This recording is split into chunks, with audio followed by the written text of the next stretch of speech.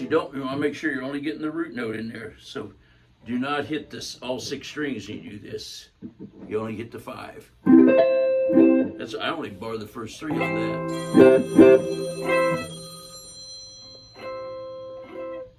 Milford, New Jersey. I get a lot of calls from there. Yeah.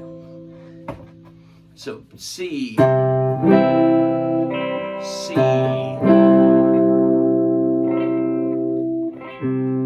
Either way is acceptable. This way, what this does is gives you a little more flexibility.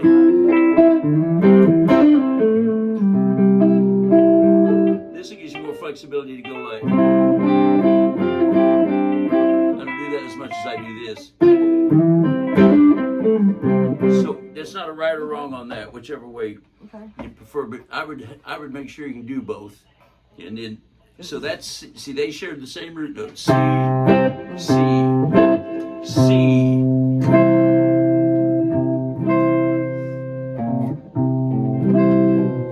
Where am I? This is the G form. So you'll start with a C note.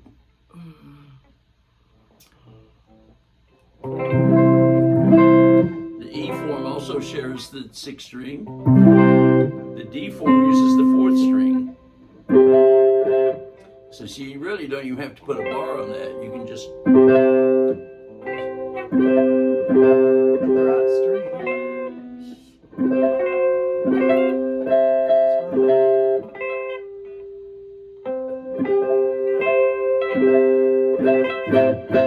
and then this one.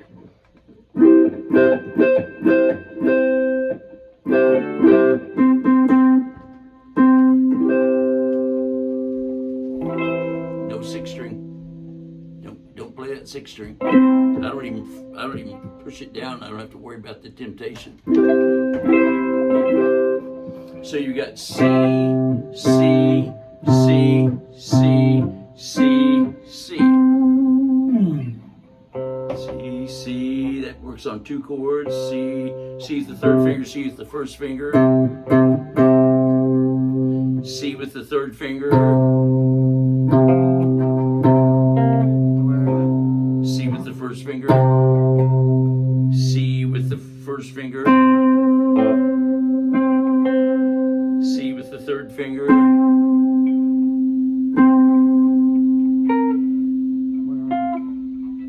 Yeah. So. Oops. If I went on up.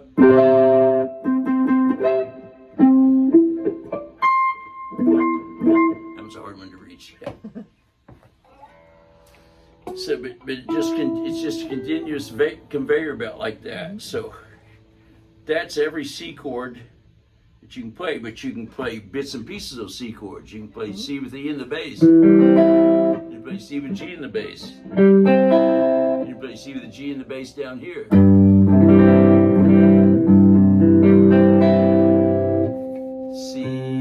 C with G in the bass, which is the 2nd inversion. C in the root position. C with E in the bass, which is the 1st inversion. And then C with G in the bass back to the, which is just an octave above that one. Yeah, so.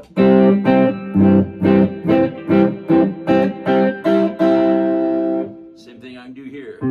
C with G in the bass. C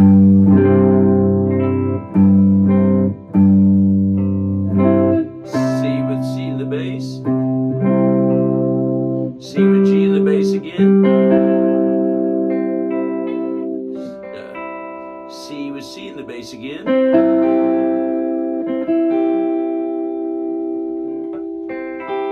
Yeah. So just seeing how those chords break into those little pieces like that. C with C in the bass. Yep.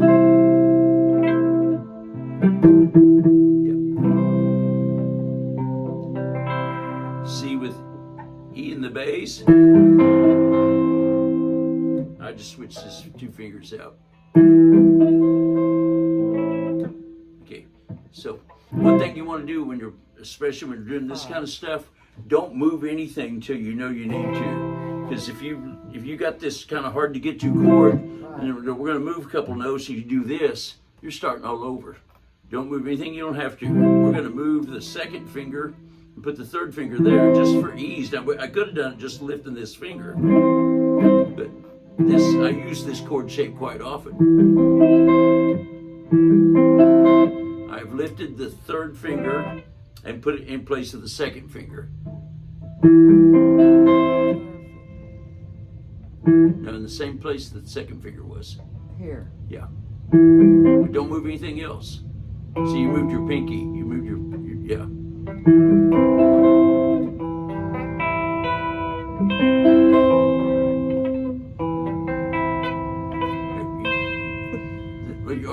Your arms pull way back here. That's making it hard to get to it. Yeah. But now you're still in the pinky drift. Yeah. Okay, that's C with C with E in the bass. Here's C with G in the bass. Here's C with C in the bass. Sits all the way across like that. You can do that with every chord, just because when I'm using these. When I use the cage sequence, say if I've got a chord progression goes C, F, G. Well, I see C, F, G, C, F, G, C, F, G, C, F, G, C, F, G.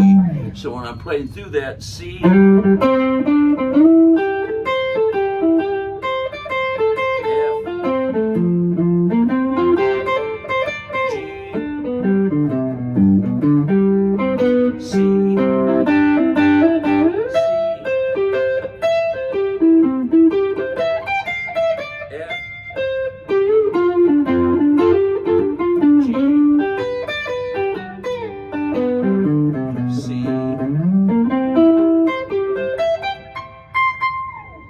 that's the way I visualize the fretboard.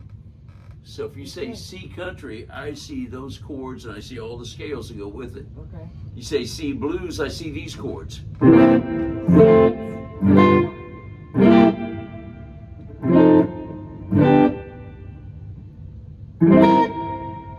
gotta think a minute. Crap, I shouldn't have to think. There it is.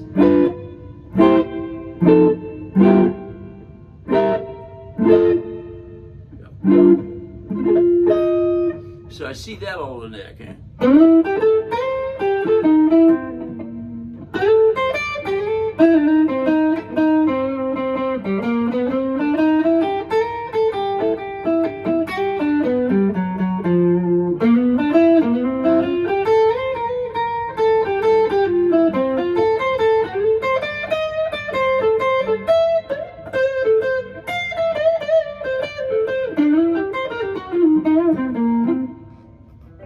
Got a chord under my fingers and a scale. I know the scales inside and out. So C minor.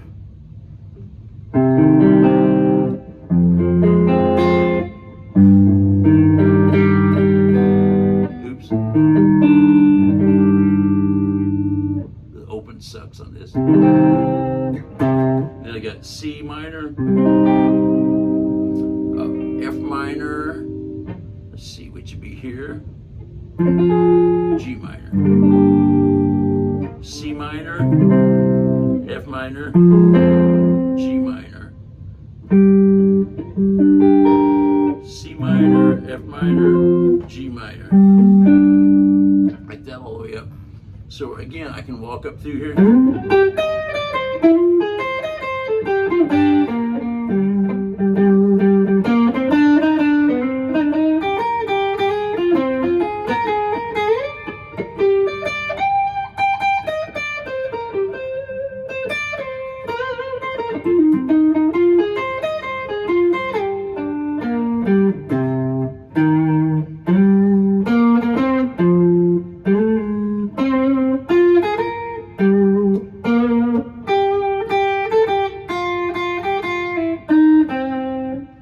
That's the way we got to see this, and it took me years to discover that. So that's what I try to help people see that without taking I took a long way around to it. You don't have to take that long if you practice the right way. So the first thing is just getting, and then Get to where you can play those and know each scale without thinking about it.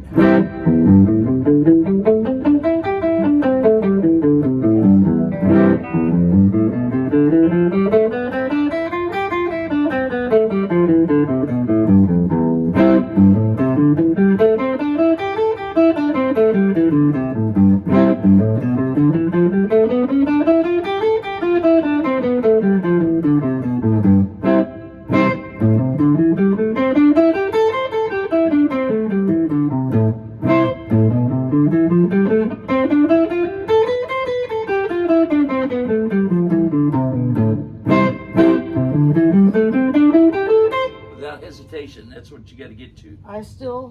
Where's my bag? My book is in my bag. But I still have to have that paper in front of me, but that's what I've been doing, is just that C, learning that, because you said you were going to quiz me on it today.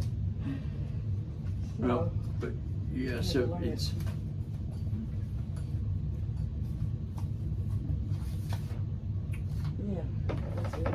And then make sure you're using the right fingers. I saw you on that open, you were putting your pinky in there. That's not in there. We go by position. This is the first position, and there are no notes on the fourth string. Okay. So the pinky, if you're using it, you're wrong. No, it starts here. No.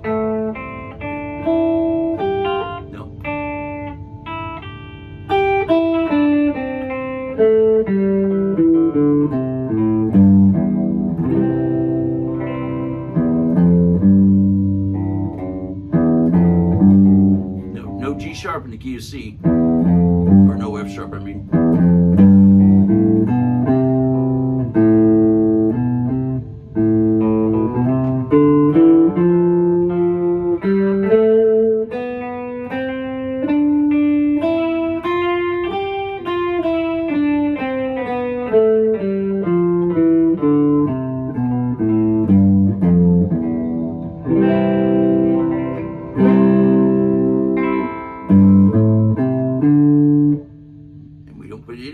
Don't allow yourself any time in between here. You got to go one from right to the other. Nope. Nope. There's no B in this.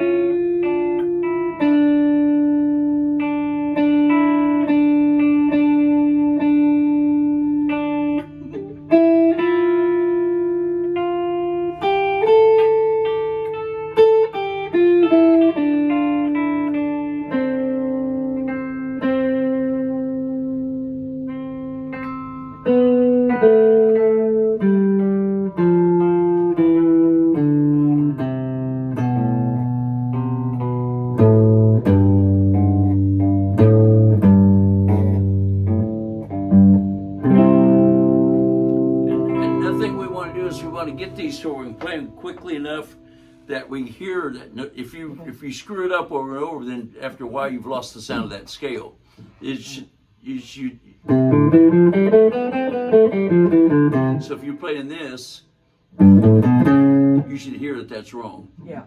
But if you get to this next scale and you go through it 7 times so you can get it halfway right, you've lost your C major sound. So you got to make sure you're playing them correctly. And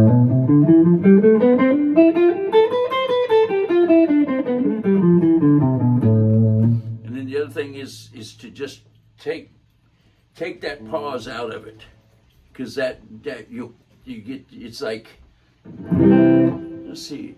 I guess I'll play the scale now. Oh, that was really good. Oh, I'm going to play a chord now. Oh, guess I'll play another scale.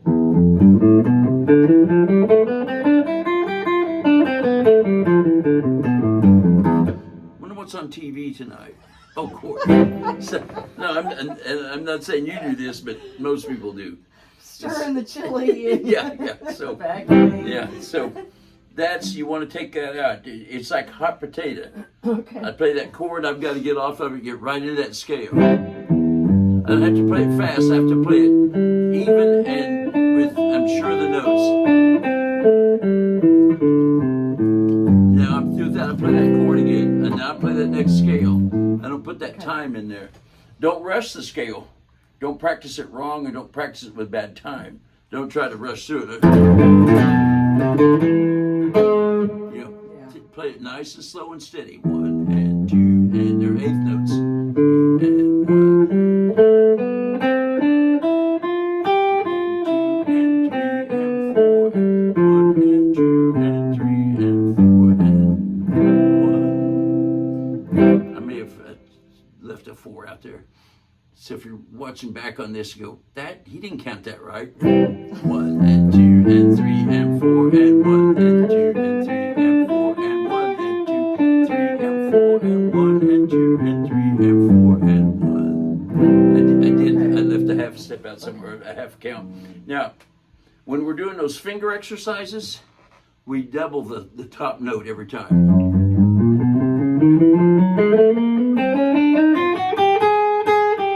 Again, it keeps us in groups of 4.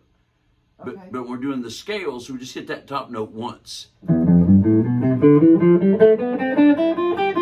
immediately turn it back around. Okay. So that's what you, and you got to get this, you've got to get these committed to memory. Each chord shape's got its own set of, its 2 scales, and it always moves with it. It gets so confusing later on when we start going major and minor, but you've got to get that, where you know those scale shapes go with that chord. And so there's a couple of things to look at. The pentatonic always has 2 notes per string. None of them have 3 notes, none of them have 1 note. Pentatonic's always 2 notes. 1 2 1 2 1 2 1 2 1 2 1 2 1 2 1 2 1 2 1 2 1 2 1 2, 2 notes only per string. Diatonic is 3 notes per string except for 1 string in each scale, and there's 5 strings and there's 5 patterns. Okay. You say, wait, there's 6 strings. No, there's 5. There's 2 E's. So you really don't count that. Okay. So the C form, it's the same as the open C. The 2 notes only on the 3rd string. The A form, 2 notes only on the E string, which is 6 and 1. 2 notes only in the G form, 2 notes only on the 4th string. And the E form, 2 notes only on the 2nd string. And the D form, 2 notes only on the 5th string. That's all 5 strings. 5th string, 2nd string, 3rd string, 1st and 6th strings, and 3rd string. Okay. That little things like that, I think, kind of help. And I guess I've just been doing this so long. To me, they look like they fit over the chord. See, that looks like that fits over the chord. This looks like that fits over that chord too. Yeah. But that may be just because I've done these every day for 40 years. But Do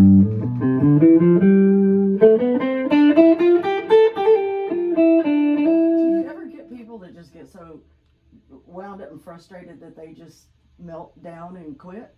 oh, all the time.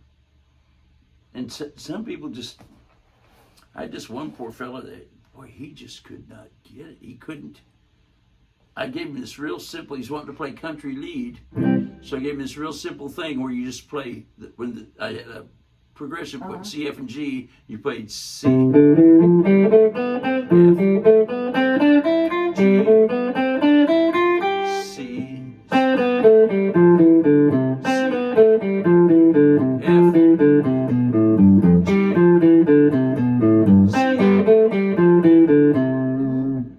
say, I practiced hours on this, and he'd go. I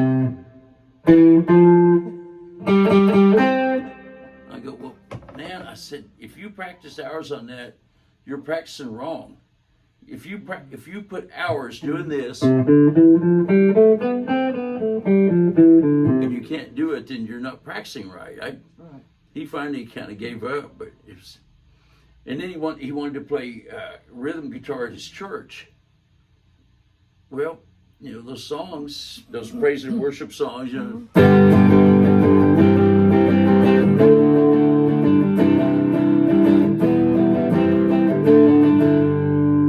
And he'd bring the song in, I go, okay, and he'd go, Oh, I man. said, no, Nope. you can't do that. I've been practiced 2 hours on that.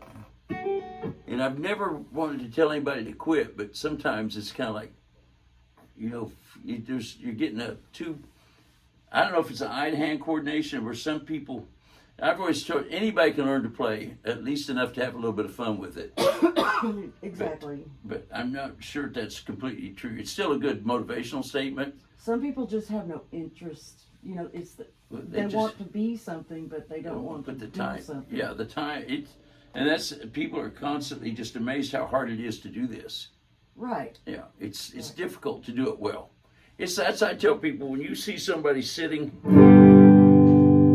and they're doing this, Mama, take his bags off of me. I can't wear it anymore. It's getting dark, too dark to see. Feel like I'm knocking heaven's door. Okay, what do you have to do there? You have to know G, C, D, and A minor. You have to be able to change those chords without missing a beat. You have to know how many times each chord gets played. You have to know what the strum pattern is. And then you have to learn the lyrics. Then you have to learn the melody. Then you have to be able to execute them both at the same time. That's complex thinking, critical thinking. Yes, yeah. And so most people, even when you see somebody that's even gotten that far, they've done pretty damn good. You know, if that's as far as they ever take it, they can entertain themselves and their friends, you know.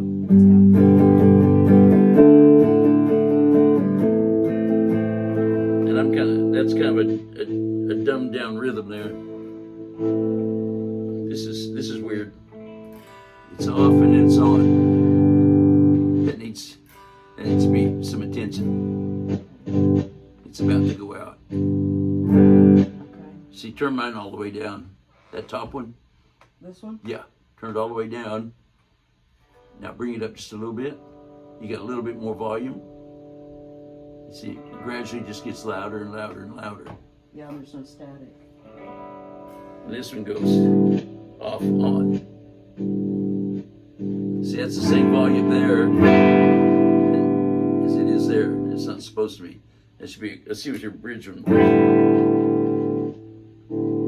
It's kind of the same. I bet someone's probably messed with the wiring, because this may be a pot, but it also could be that the pots are the wrong value. That makes them act funny like that.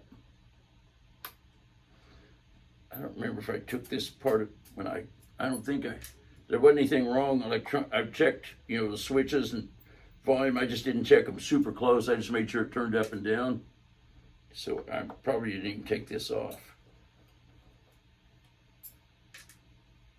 I just noticed that yesterday. No. Well, I use the volume all the time, so I'm very conscious of it.